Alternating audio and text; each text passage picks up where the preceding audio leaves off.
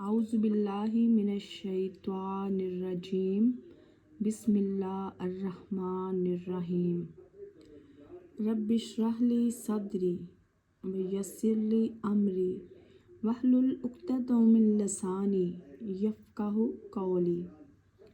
अस्सलामु अलैकुम रहमतुल्लाह व बरकातुहू।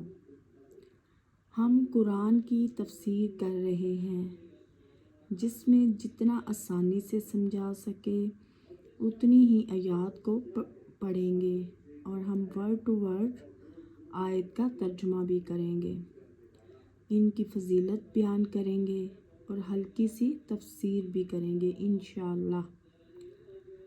आप सब से मेरी दरख्वास्त है, आप घर में कोई भी कुरान है अगर तर्जुमे के साथ है तो बहुत अच्छा है, अगर तर्जुमे वाला नहीं है फिर अपने कुरान को अपने सामने रखें और उसके साथ अपनी नोटबुक रखें। इस तरह जो भी चीज़ आपको अच्छी लगेगी आप इसको नोट कर लेंगे। इस तरह आपके अपने भी नोट्स तैयार हो जाएंगे। जब भी कुरान के बारे में बात होती है यूजुअली लोग घबरा जाते हैं, हमारी उम्र बड़ी हो गई है, अब हम क्या सीखेंगे, हमें याद नहीं रहता, हमारे लिए बड़ा मुश्किल है। इस तरह के डिफरेंट सवाल किए जाते हैं, बल्कि उनको समझ ही नहीं आता। आपने सुने होंगे, लेकिन अल्लाह ताला कुरान पाक में कहते हैं कि बेशक कुरान मैंने तुम्हारे लिए आसान कर दिया। है कोई सीखने वाला? कितनी प्यारी बात अल्लाह ताला ने कुरान पाक में कही है। अल्लाह की पुकार है कुरान में, और एक सूरत में अल्लाह ताला ने कोई 4 बार ये आवाज़ लगाई है, और एक हम है कि शैतान हमें बहकाता रहता है कि हमारे सीखने का काम नहीं है, तुम रहने दो। अब होता क्या है कि जब हम ये कुरान का इल्म सीखते हैं, अगर हम नहीं सीखेंगे तो हम अमल कैसे करेंगे? ज़रा सोचें, हमारे अमल वही होंगे जो हमने माँ बाप से सीखे होंगे, हमसाए से सीखे हैं, या हमें सोसाइटी ने सिखा दिए हैं, या हमने इधर उधर से पढ़ कर सीख लिए होते हैं।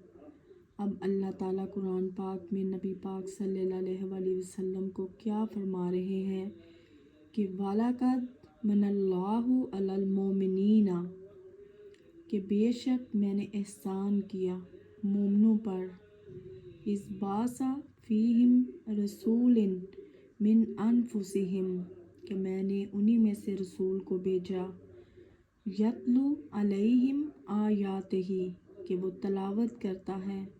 सबसे पहला है तलावत करना, आयातिही व युज़क्कीहिम, और सेकंड काम उसका क्या है? जब हमें कुरान की समझ आएगी तो हमारा तज़किया होगा, हमारा नफ्स पाक होगा, हमें पता चलेगा क्या चीज़ या क्या काम हमने करना है और क्या नहीं। अल्लाह ताला किस से खुश होते हैं, हमारी ज़िंदगी का मकसद क्या है, हमें हर सवाल का जवाब वहाँ से मिल जाएगा।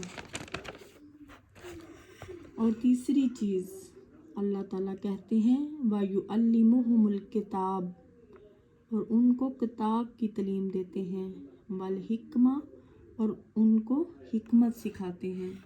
सुभान अल्लाह। अब हम सूरत फातिहा, आज से सूरत फातिहा शुरू करेंगे, और इंशाअल्लाह ताला हम ये कुरान पाक की तफसीर भी सीखेंगे, पढ़ेंगे, फजीलत, कुरान की फजीलत, हर आयत की फजीलत को बयान करेंगे इंशाअल्लाह। सूरतुल फातिहा। सूरत फातिहा ना सिर्फ कुरान करीम की मौजूदा तरतीब में सबसे पहली सूरत है, बल्कि ये पहली वो सूरत है जो मुकम्मल तौर पर नाज़िल हुई। इससे पहले कोई सूरत पूरी नहीं नाज़िल हुई थी, बल्कि बाज़ लोगों ने बाज़ सूरतों की कुछ आयतें आई थीं। इस सूरत को कुरान करीम के शुरू में रखने का صرف مطلب یہ ہے کہ جو شخص قرآن کریم سے ہدایت حاصل کرنا چاہتا ہو اسے سب سے پہلے اپنے خالق و مالک کی صفات کا اعتراف کرتے ہوئے اس کا شکر ادا کرنا چاہیے۔ سبحان اللہ۔ اور ایک حق کے طلبگار کی طرح اسی سے ہدایت مانگنی چاہیے۔ چنانچہ اس میں بندوں کو وہ دعا سکھائی گئی جو ایک طالب حق کو اللہ سے مانگنی چاہیے، یعنی سیدھے راستے کی دعا۔ اس طرح اس صورت میں صراط المستقیم یا سیدھے راستے کی جو دعا مانگی گئی ہے، پورا قرآن اس کی تشریح ہے کہ وہ سیدھا راستہ کیا ہے، وہ سیدھا راستہ کون سا ہے۔